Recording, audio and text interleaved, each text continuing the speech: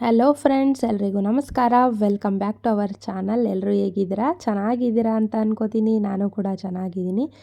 ಇವತ್ತು ಮಾರ್ನಿಂಗಿಂದ ವಿಡಿಯೋ ಶುರು ಮಾಡಿದ್ದೆ. ನಾನು ಎಲ್ಲ ಕೆಲಸ ಮುಗಿಸಿ ವೀಣನ ಹತ್ರ ಮಾತಾಡ್ತಾ ಕೂತಿದ್ದೆ. ಹಾಗೆ ವೀಣಾ ಸ್ವಲ್ಪ ಆಯಿಲ್ ಮಸಾಜ್ ಮಾಡ್ತಾ ಇದ್ಲು. ಇವತ್ತು ಭಾನುವಾರ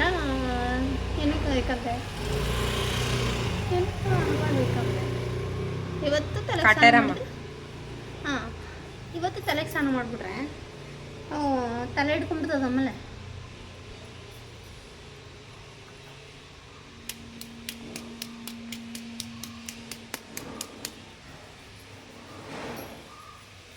ಅರ್ಧ ಶಾಂಪು ಬೇಕು ಈಗ. ಒಂದು ಲೋಟ ಹಾಕಿದ್ಯಾ ಅದ್ರಲ್ಲಿ ಎಣ್ಣೆ?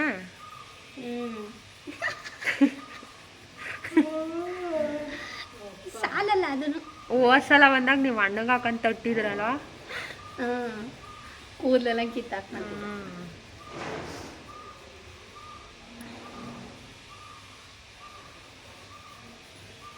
ಇನ್ಮೇಲೆ ವೀಣಾನು ಯೂಟ್ಯೂಬ್ ಮಾಡ್ತಾಳೆ, ಎಲ್ಲರೂ ಸಪೋರ್ಟ್ ಮಾಡಿ ಅಲ್ವೇನು ವೀಣಾ? ಏನಕ್ಕೆ ನಮ್ಮ ಚಾನಲ್ ಹೆಸರು? ಚಾನಲ್ ಹೆಸರು ಏನಾಯ್ತು ಹೇಳು?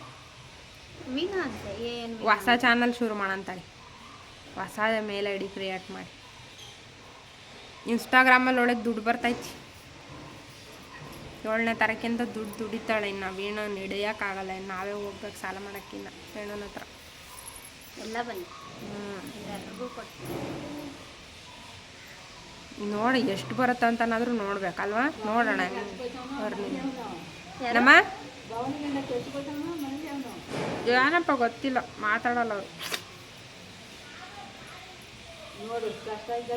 ಕೆಲಸ ಎಲ್ಲ ಮುಗ್ದಿರೋದ್ರಿಂದ ಆರಾಮ್ಸೆ ಕೂತ್ಕೊಂಡು ನಾನು ವೀಣಾ ಓನರಮ್ಮ ಎಲ್ಲ ಮಾತಾಡ್ತಾ ಹಾಗೆ ಆಯಿಲ್ ಮಸಾಜ್ ಮಾಡ್ಕೋತಿದ್ವಿ.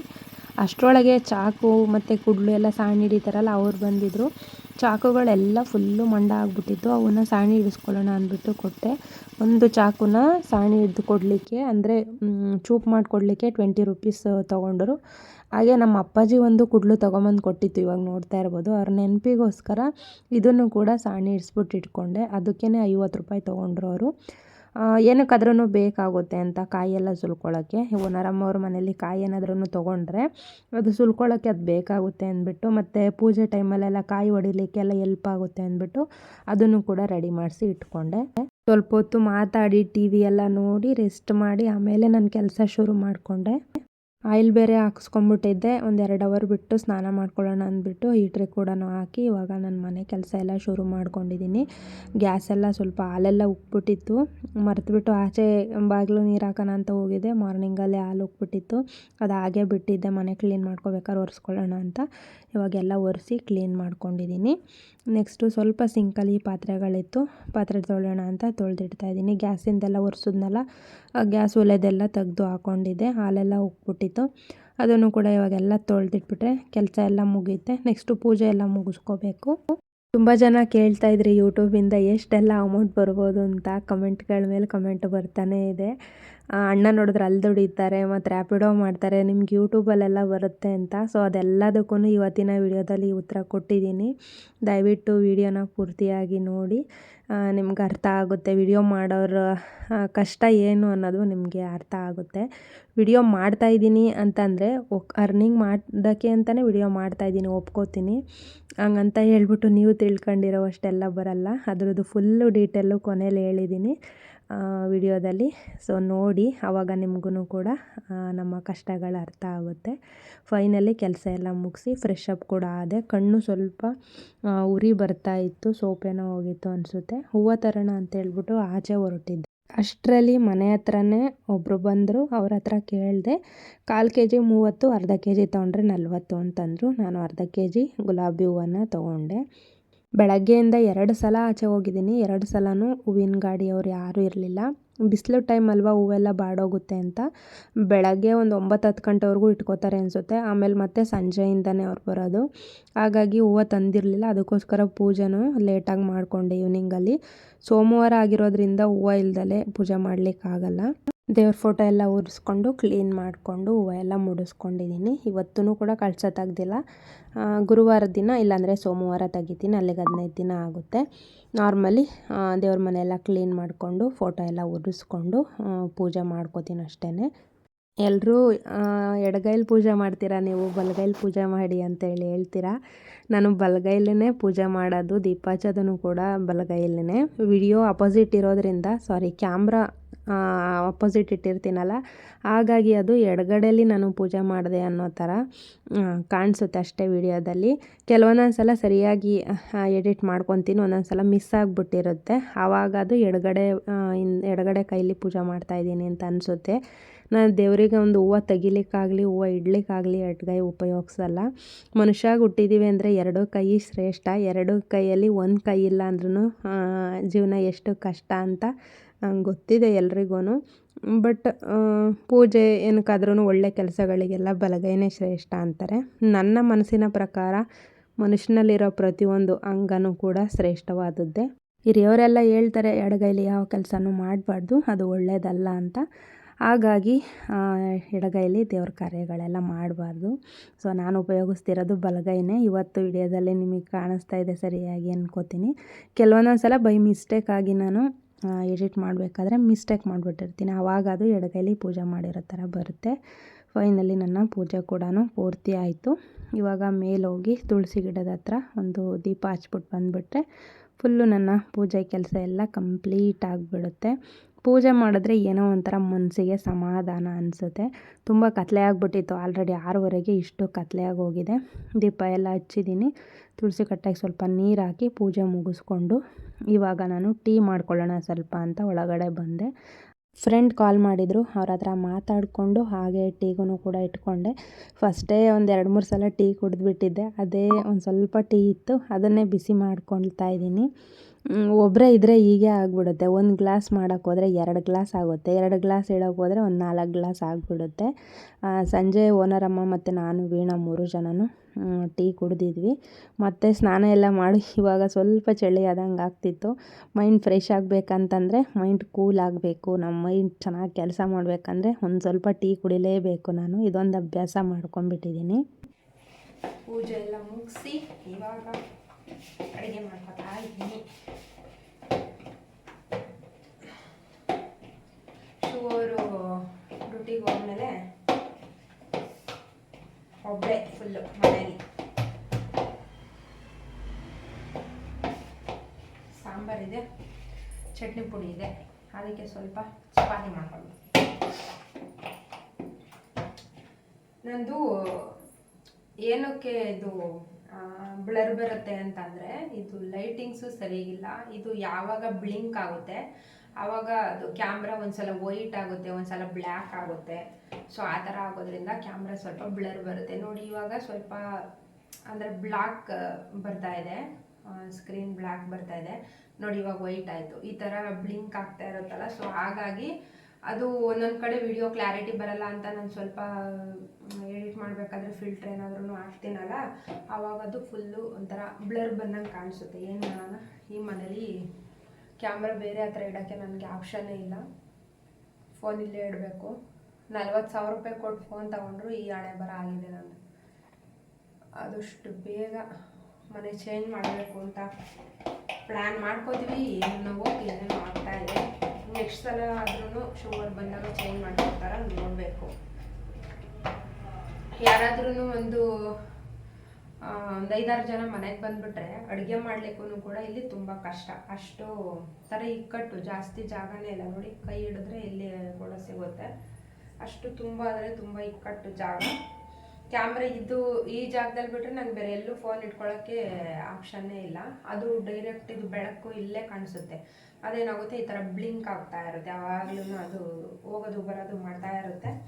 ಅದಕ್ಕೋಸ್ಕರ ಕ್ಯಾಮ್ರಾ ಬ್ಲರ್ ಬರುತ್ತೆ. ಸೊ ಒಂದ್ಸಲ ನಾನೇನೇ ಫುಲ್ಲು ಅಂದರೆ ಫುಲ್ ಬ್ಲ್ಯಾಕು, ಯಾರಾದರೂ ನೋಡಿದ್ರು ಈ ರೇಂಜಲ್ಲಿ ಕಪ್ಪುಗಿದ್ದಾಳ ಅನ್ಬೇಕು, ಅಷ್ಟು ಫುಲ್ಲು ಬ್ಲ್ಯಾಕ್ ಕಾಣ್ತೀನಿ. ಒಂದೊಂದು ಸಲ ನಾರ್ಮಲ್ ಕಲರ್ ಬರ್ತೀನಿ. ಸೊ ಆ ಥರ ನನಗೆ ಒಂದೊಂದು ಸಲ ವಿಡಿಯೋ ಎಡಿಟ್ ಮಾಡ್ಬೇಕಾದ್ರೆ ಹಂಗೆ ಬರುತ್ತೆ. ಏನು ಫುಲ್ ಇಷ್ಟೊಂದು ಬ್ಲ್ಯಾಕ್ ಬಂದುಬಿಟ್ಟಿದ್ದೀನಲ್ಲ ನಾನು ಅಂತ ಅನಿಸುತ್ತೆ. ಆ ಥರ ಬರುತ್ತೆ ಇಲ್ಲಿ. ಅದಕ್ಕೋಸ್ಕರ ಬೇಜಾರು. ನಾನು ಇರೋದೇ ಬ್ಲ್ಯಾಕು, ನಾನು ವೈಟ್ ಇದ್ದೀನಿ ಅಂತ ಹೇಳಲ್ಲ, ಬಟ್ ನಾನು ಇರೋದಕ್ಕೂ ಕೆಟ್ಟದಾಗಿ ತೋರಿಸುತ್ತೆ. ಏನು ಮಾಡೋಂಗಿಲ್ಲ. ಚಪಾತಿ ಮಾಡಿ ನೆನ್ನೆ ಬಟ್ಟೆಗಳೆಲ್ಲ ಹಂಗೆ ಇಟ್ಟು ಹೋಗಿದ್ದಾರೆ ಶೋರು, ಅದನ್ನೆಲ್ಲ ಜೋಡಿಸ್ಕೋಬೇಕು. ನನಗೂ ಏನಕ್ಕೋ ಅದು ಎತ್ತಕ್ಕೆ ಮನಸ್ಸಿಲ್ಲ, ಸೊ ಹಾಗೆ ಬಿಟ್ಟಿದ್ದೀನಿ. ನಂಗೆ ಹೋಗ್ತಾ ಬರ್ತಾ ಫುಲ್ಲು ಮನೆಯೆಲ್ಲ ಓಡಾಡ್ತೀನಿ, ಬಟ್ ರೂಮಿಗೆ ಹೋಗ್ಬೇಕಂತಂದ್ರೆ ಒಂಥರ ಬೇಜಾರು, ಏನೋ ಒಂಥರ ಅಲ್ಲಿ ಹೋದ ತಕ್ಷಣ ಏನೋ ಒಂಥರ ಫೀಲ್ ಆಗಿಬಿಡುತ್ತೆ. ಹೋಗೋದೇ ಬಿಟ್ಬಿಟ್ಟಿದ್ದೀನಿ ಅಲ್ಲಿ. ನೋಡೋಣ ಇವಾಗ ಹೋಗಿ ಹಾಗೆ ನಿಮ್ಗಳ ಜೊತೆಲಿ ಮಾತಾಡ್ತಾ ಅದೊಂದು ಕೆಲಸ ಮುಗಿಸ್ಬಿಡ್ತೀನಿ. ನಾಳೆ ಅಂತೂ ತುಂಬ ಟೆನ್ಷನ್ ಇದೆ. ಎರಡೆರಡು ಚಾನಲ್ ನೋಡಿ. ಇವಾಗ ವೈಟ್ ಕಾಣಿಸ್ತಾ ಇದೆ, ಇವಾಗ ಮತ್ತೆ ಡಲ್ ಆಗುತ್ತೆ ನೋಡಿ. ಸೊ ಹಿಂಗೆ ಆಗುತ್ತೆ ಕ್ಯಾಮ್ರಾ. ಇದು ಮೊಬೈಲಲ್ಲ, ನಾನು ಮೊಬೈಲ್ ಇಟ್ಟಿರೋ ಪ್ಲೇಸ್ ಆ ಥರ ಇದೆ ಅಷ್ಟೇ.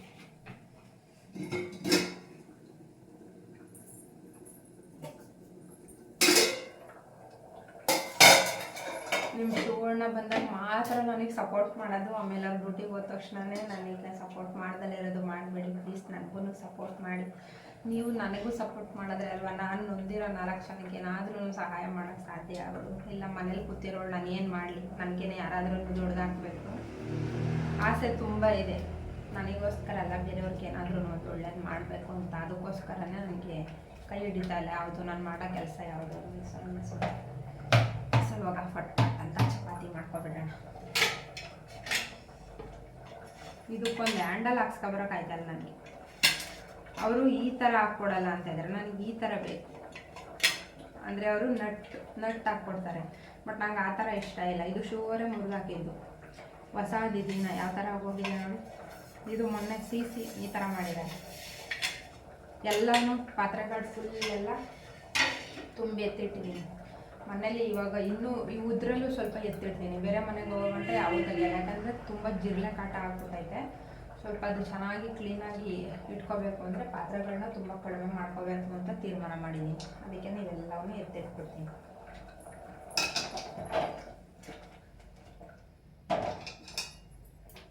ನಾನು ವರ್ಕ್ ಫ್ರಮ್ ಬಗ್ಗೆ ಹೇಳಿ ಅಂತ ನನಗೆ ಕೇಳ್ತಾನೇ ಇದ್ದೀರಾ. ನಾನು ವರ್ಕ್ ಫ್ರಮ್ ಹೋಮ್ ಬಗ್ಗೆ ತುಂಬ ಅಂದರೆ ತುಂಬ ಹೇಳಿದ್ದೀನಿ.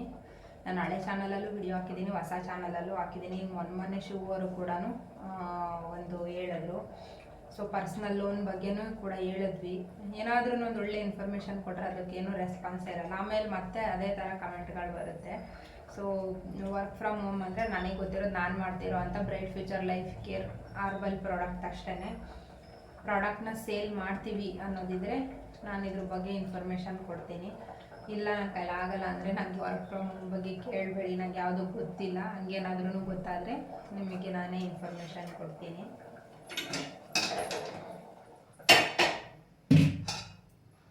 ಅದು ಬಿಟ್ಟರೆ ಬೆಸ್ಟು ಅಂತಂದರೆ ಸೋಷಿಯಲ್ ಮೀಡಿಯಾ.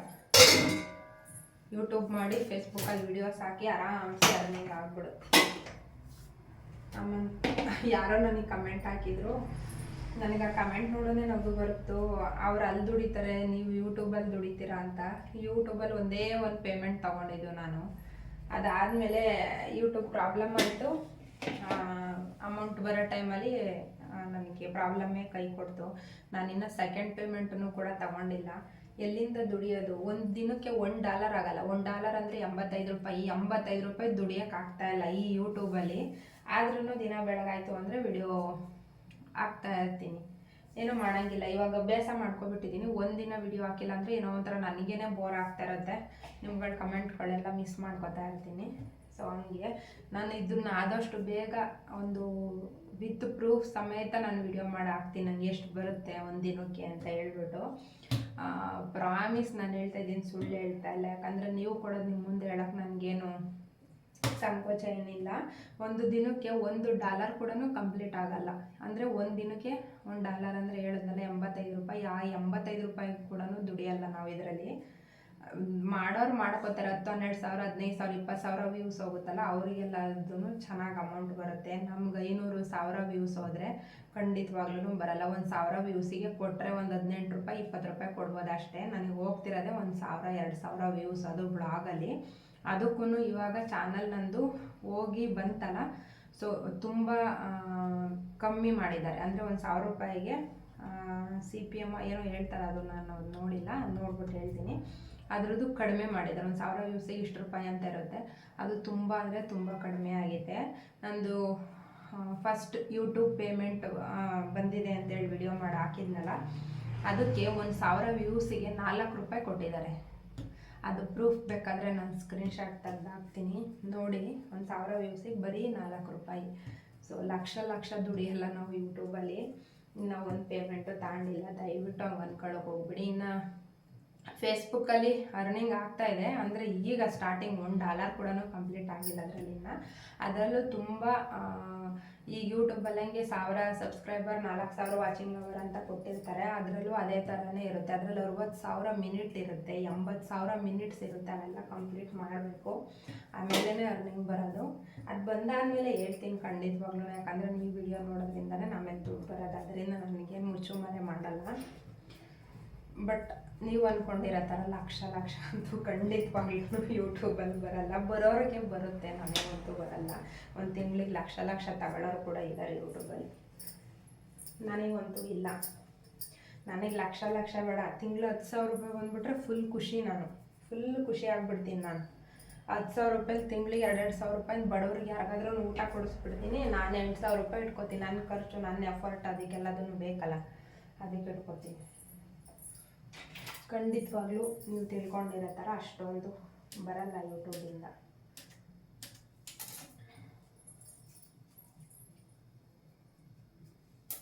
ನಗ್ತಾರೆ, ಇಷ್ಟೊಂದು ಕಷ್ಟ ಏನೂ ಪಡಬೇಕು 20 ರೂಪಾಯಿ 30 ರೂಪಾಯಿ ದುಡಿಯೋಕ್ಕೆ ಅಂತ. ಬಟ್ ಏನಂದರೆ ಶಿವ ಅವರು, ನಾನಲ್ಲಿ ಡ್ಯೂಟಿಲಿ ಇರ್ತೀನಲ್ಲ, ವಿಡಿಯೋಸ್ ಎಲ್ಲ ನೋಡ್ತಾ ಇರ್ತೀನಿ. ನೀರಿಂದು ಆ್ಯಕ್ಟಿವಿಟೀಸ್ ಯಾವ ಥರ ಇರುತ್ತೆ ಅಂತ ನಾನು ನೋಡ್ತಾ ಇರ್ತೀನಿ. ನೋಡಿ ನೆನೆಸ್ಕೊಂಡ ತಕ್ಷಣವೇ ಕಾಲ್ ಮಾಡಿದ್ರು. ಸೊ ವಿಡಿಯೋ ಮಾಡು, ಅದು ದುಡ್ಡು ಬರಲಿ ಅಂತ ಮಾಡಬೇಡ, ವಿಡಿಯೋ ಮಾಡು ಅಂದರು. ಸೊ ಅದಕ್ಕೋಸ್ಕರ ನಾನು ಯೂಟ್ಯೂಬಲ್ಲಿ ವಿಡಿಯೋ ಮಾಡ್ತಾಯಿದ್ದೀನಿ ಅಷ್ಟೇ. ಅದನ್ನು ಬಿಟ್ಟರೆ ಬೇರೆ ಯಾವ ಉದ್ದೇಶವೂ ಇಲ್ಲ. ಸೊ ಇಷ್ಟೇ. ಅವ್ರ ಹತ್ರ ಮಾತಾಡಿ ಮತ್ತೆ ಸಿಗ್ತೀನಿ. ನಿಮ್ಮ ಕೆಲವು ಪ್ರಶ್ನೆಗಳಿಗೆ ಉತ್ತರ ಸಿಕ್ಕಿದೆ ಅಂತ ಭಾವಿಸ್ತೀನಿ. ಏನಕ್ಕೆ ಕ್ಯಾಮ್ರಾ ಬ್ಲರ್ ಬರುತ್ತೆ, ಯೂಟ್ಯೂಬಿಂದ ಎಷ್ಟು ಲಕ್ಷ ಬರುತ್ತೆ, ಪ್ರತಿಯೊಂದಕ್ಕೂ ಉತ್ತರ ಸಿಕ್ಕಿದೆ ಅಂತ ಭಾವಿಸ್ತೀನಿ.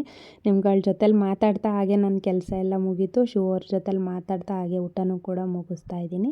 ವಿಡಿಯೋನೂ ಕೂಡ ಇಲ್ಲಿಗೆ ಎಂಡ್ ಮಾಡ್ತಾ ಇದ್ದೀನಿ. ವಿಡಿಯೋ ಇಷ್ಟ ಆದರೆ ಲೈಕ್, ಶೇರ್, ಕಮೆಂಟ್ ಮಾಡಿ ಹಾಗೂ ಸಬ್ಸ್ಕ್ರೈಬ್ ಮಾಡಿ. Thank you for watching. Love you.